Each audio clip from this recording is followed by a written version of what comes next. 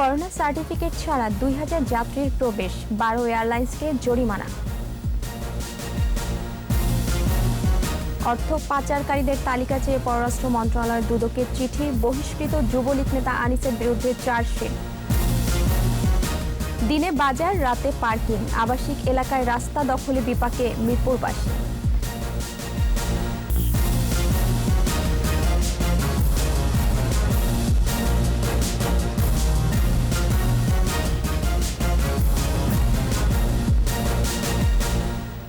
শুনছিলেন first security ইসলামী bank limited সংবাদ শিরোনাম। আমন্ত্রণ জানাচ্ছি সকাল 9টার 21 সংবাদে। আপনাদের সাথে আছি মহিমা পলি। দর্শক, 21 টেলিভিশনের সংবাদ একই সাথে সরাসরি দেখতে পাবেন আমাদের ফেসবুক পেজ www.facebook.com/2124 অনলাইনে। এছাড়া সংবাদে আরও থাকছে: করোনাকালে পুস্তক শিল্পে ব্যাপক ক্ষতি, হুমকির মুখে কয়েক লাখ মানুষের জীবন জীবিকা।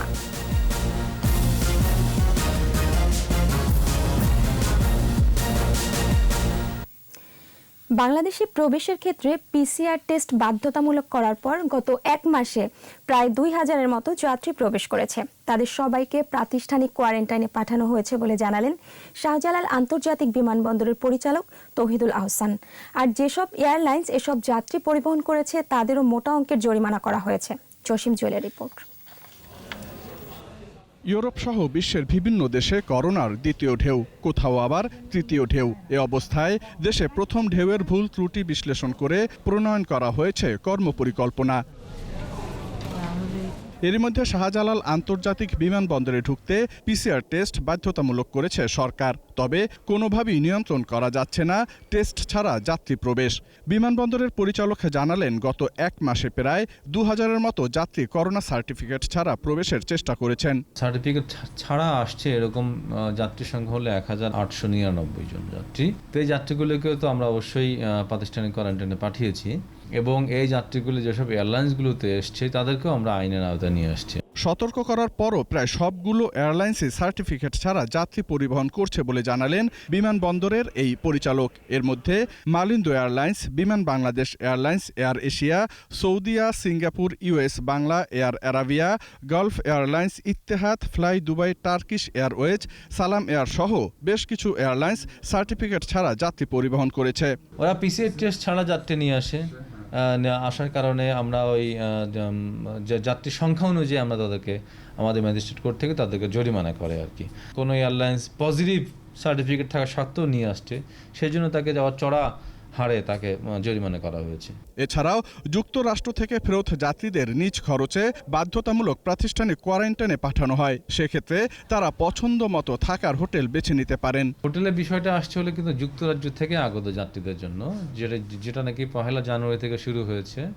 তো তাদেরকে এখান থেকে নেওয়ার পরে তাদের পছন্দ মতো একটা হোটেলে আর্মির তত্ত্বাবধানে পৌঁছে দেওয়া হয়। সার্টিফিকেট ছাড়া যেন কোনো যাত্রী প্রবেশ করতে না পারে সে ব্যাপারে কঠোর অবস্থানে বিমানবন্দর কর্তৃপক্ষ। জসিম জুয়েল, 21 টেলিভিশন, ঢাকা। অর্থ পাচার করে বিদেশে যারা সম্পদ গড়েছেন তাদের তালিকা চেয়ে পররাষ্ট্র মন্ত্রণালয়ের চিঠি পাঠিয়েছে দুর্নীতি দমন কমিশন দুদক। অর্থ পাচার মামলার তদন্তে নেমে পিকে হালদার ও তার 62 সহযোগীর তথ্যও পেয়েছে সংস্থাটি। আর বহিষ্কৃত যুবলীগ নেতা কাজী আনিস ও তার স্ত্রীর বিরুদ্ধে 123 কোটি টাকার অবৈধ সম্পদ অর্জন মামলার চার্জশিট দেওয়া হয়েছে বলে জানিয়েছেন দুদক। বিস্তারিত জানাচ্ছেন দীপু সারওয়ার। কানাডায় পলাতক পিকে হালদার ও তার সহযোগীরা নানা দেশে বিস্তর সম্পদ গড়েছেন। এছাড়া যুক্তরাষ্ট্র, যুক্তরাজ্য সহ বিভিন্ন দেশেও পাচারকারীদের তথ্য পেয়েছে দুর্নীতি দমন কমিশন। তাদের তালিকা তৈরি করতে চায় সংস্থাটি। যারা কানাডাতে, সিঙ্গাপুরে এই সমস্ত জায়গায় যারা অবৈধ সম্পদের মাধ্যমে বাড়িঘর করেছেন বলে জানা যাচ্ছে, তাদের ব্যাপারে পররাষ্ট্র মন্ত্রণালয়কে চিঠি দেওয়া হয়েছে। তারা এই বিষয়টি স্থানীয়ভাবে জেনে তাদের স্ব এজেন্সির মাধ্যমে বা আমাদের দূতাবাসগুলোর মাধ্যমে তারা আমাদেরকে অবহিত করবে। পিকে হালদারের 1057 কোটি টাকার সম্পদ জব্দের তথ্যও জানান তিনি। মোটামুটি জানা যায় যে 62 জন ব্যক্তির সাথে লিঙ্কের সূত্র পাওয়া যায় এবং তাতে এই পর্যন্ত আমরা 1057 কোটি 80 লক্ষ টাকা ফ্রিজ করেছি বিভিন্ন জায়গায়। আমাদের কাছে আমাদের তদন্তকারী কর্মকর্তা জানিয়েছে। বহিষ্কৃত যুবলীগ নেতা কাজী আনিস ও তার স্ত্রীর বিরুদ্ধে দায়ের হওয়া মামলার অভিযোগপত্র আদালতে দাখিল করা হয়েছে বলেও জানান দুদক সচিব। 123,54,45,848 টাকা লেনদেন সন্দেহজনক এবং অপরাধলব্ধ আয়ের অবৈধ উৎস গোপন বা আড়াল করার উদ্দেশ্যে তা স্থানান্তর, হস্তান্তর এবং রূপান্তরের মাধ্যমে অবস্থান গোপন করে মানি লন্ডারিং প্রতিরোধ আইনে শাস্তিযোগ্য অপরাধ করেছেন। দীপু সারওয়ার, 21 টেলিভিশন, ঢাকা। এবার আমাদের বিশেষ আয়োজন জনদুর্ভোগ।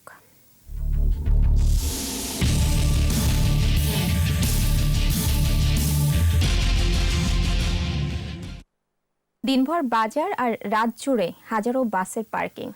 আবাসিক এলাকার রাস্তা জুড়গুলো দখল হয়ে যাওয়ায় হাঁটা চলার স্বাধীনতা হারিয়েছেন রাজধানীর মিরপুরবাসী। উচ্চস্বরে হর্ন আর লাগাতার ছিনতাইও মাত্রা ছাড়িয়েছে।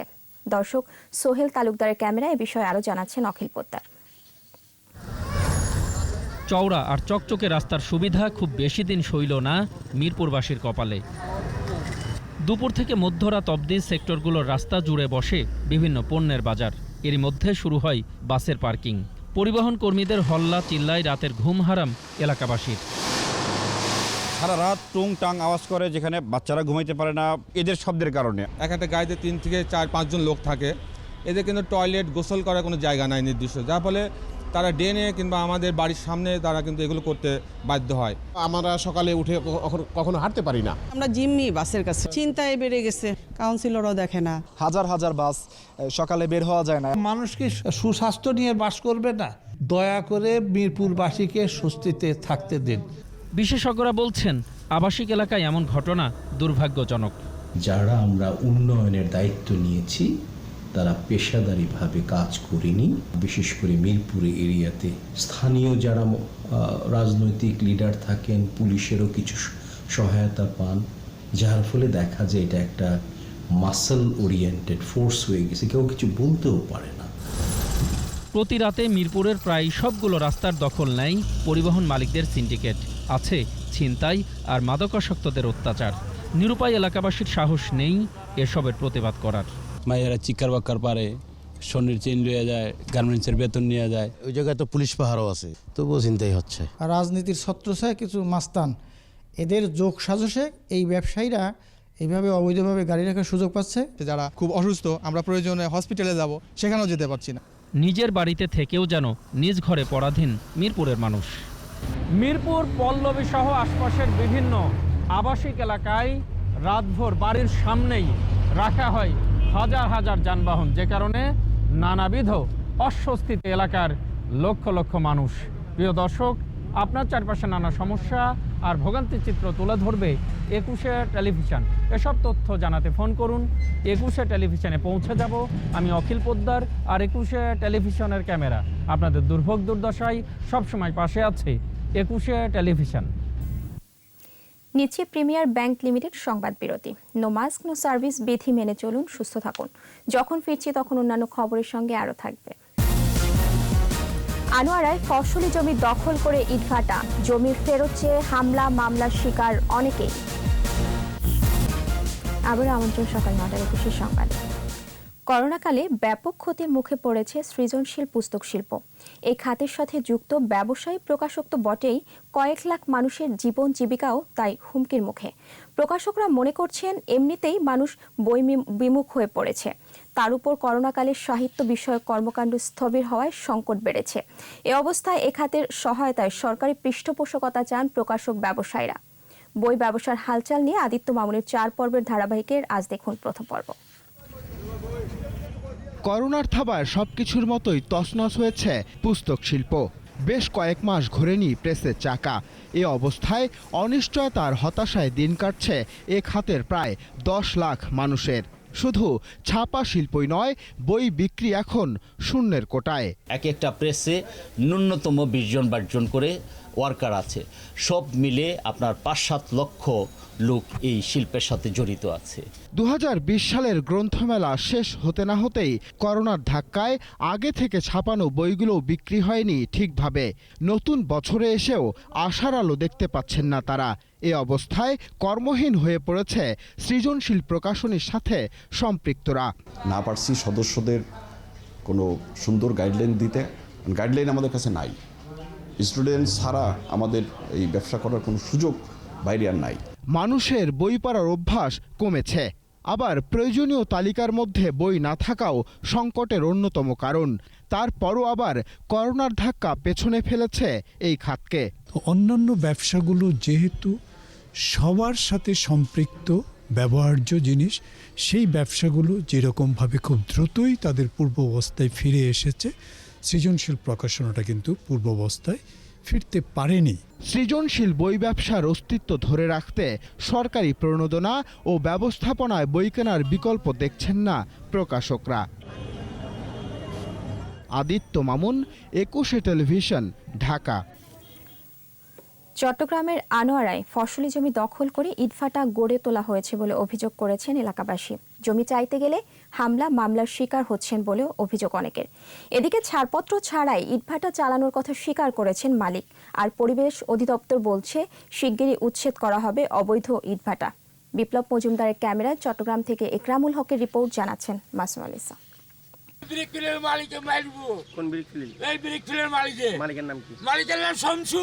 চট্টগ্রামের আনোয়ারায় পরীর বিলে এমবিএম ইটভাটা মালিকের ভয়ে এভাবেই অসহায়ত্বের কথা জানান এই কৃষক। আবার মারবো, তাদের টাকার কোনো অভাব নাই। আপনাদের পাইয়ে বলি হাত জোর করে বলতে। 3 ফসলি জমি কেটে সরকারি রাস্তা ঘেঁষে গড়ে তোলা হয়েছে ইটভাটা। জোরপূর্বক এবং প্রতারণার মাধ্যমে কৃষকদের জমি দখলের অভিযোগ করেছেন এলাকাবাসী। চুক্তি না করার পরে আমার জমিনে চোর করে ঘর বাঁধতেছে, আমরা বাধা দিছি এই কাগজ বাধা মানতেছে না। আমাদের এখানে 15 ঘন্টা জায়গা দখল করে রয়েছে সনরূপ ব্রিক পিলে।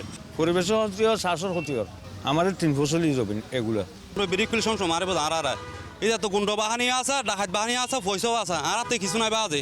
যদি করতে যাই উনি মামলা হামলা দিয়ে আর এগুলা করে আর কি, ওনার টাকা আছে, উনি সব কিছু করতে পারে। এদিকে পরিবেশ অধিদপ্তরের সাথে কথা হয়েছে জানিয়ে শিগগিরই অনুমতি পাওয়া যাবে বলে মন্তব্য করেন ইটভাটার মালিক। আমার বিরুদ্ধে অভিযোগ দিয়েছে কে? বিভিন্ন লোক দিয়েছে। বিভিন্ন কে?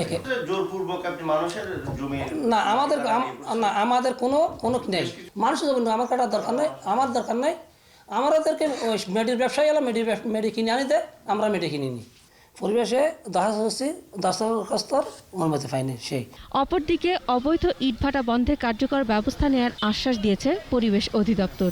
তো আমরা তো অভিযান সব জায়গায় শুরু করছি, অবশ্যই অভিযান হবে, যে যতগুলো আমরা অবৈধ ইটভাটা আছে সবগুলোর বিরুদ্ধে পর্যায়ক্রমে অভিযান হবে। ফসল ও পরিবেশের ক্ষতি হয় এমন ইটভাটা রাখা হবে না বলেও জানায় পরিবেশ অধিদপ্তর। মাসুম আলিসা, 21 টেলিভিশন। শেষ করছি সাকরাইন উৎসবের খবর দিয়ে। বর্ণাঢ্য আয়োজনে শেষ হলো পুরান ঢাকার ঐতিহ্যবাহী সাকরাইন উৎসব। পৌষ প্রান্তি উপলক্ষে আয়োজিত এই সামাজিক অনুষ্ঠানটি ঘুড়ি উৎসব নামেও পরিচিত। বৃহস্পতিবার দুপুরে সাকরাইনের উদ্বোধন করেন ঢাকা দক্ষিণ সিটি কর্পোরেশনের মেয়র ব্যারিস্টার শেখ ফজলে নূর তাপস। দক্ষিণ সিটির প্রতিটি ওয়ার্ডেই ছিল সাকরাইন উৎসবের আয়োজন। খাওয়া দাওয়া, গান বাজনা আর আতশবাজির মধ্য দিয়ে উৎসব পালন করে পুরান ঢাকার বাসিন্দারা। মাহমুদ হাসানের রিপোর্ট। পৌষ সংক্রান্তির ঐতিহ্যবাহী উৎসব পুরনো ঢাকায় সাকরাইন পালিত হয় সার্বজনীন ঢাকাইয়া উৎসব হিসেবে।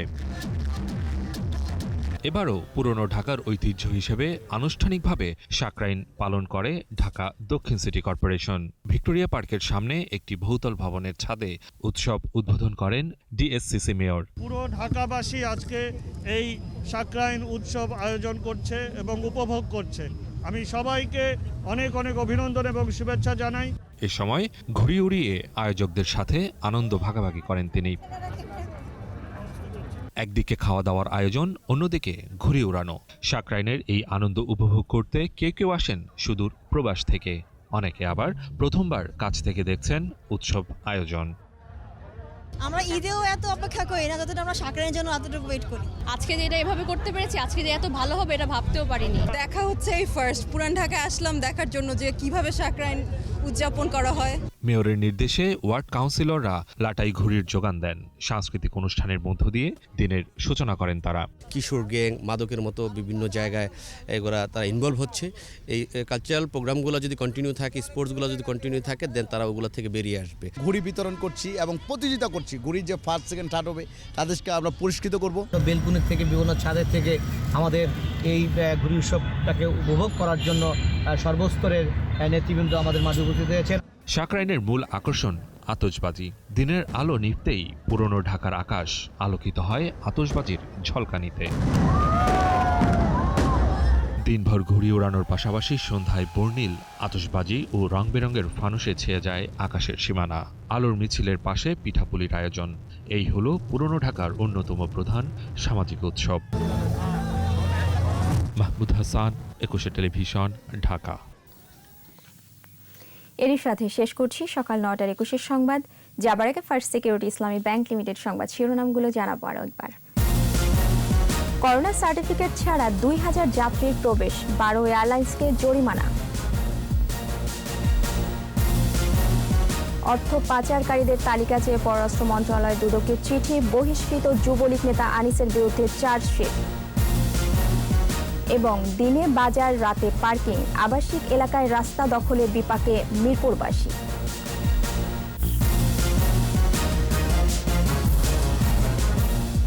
সর্বশেষ খবর জানতে ডায়াল করুন 2021 নম্বরে আর ভিজিট করুন 21tv.com এই ওয়েবসাইটে। এছাড়াও ফেসবুকে ভিজিট করতে পারেন facebook.com/2124 অনলাইনে। এতক্ষণ সাথে থাকার জন্য ধন্যবাদ। পরবর্তী সংবাদ বেলা 12টায় দেখার আমন্ত্রণ রইল। স্বাস্থ্যবিধি মেনে চলুন, সুস্থ থাকুন এবং 21-এর সাথেই থাকুন।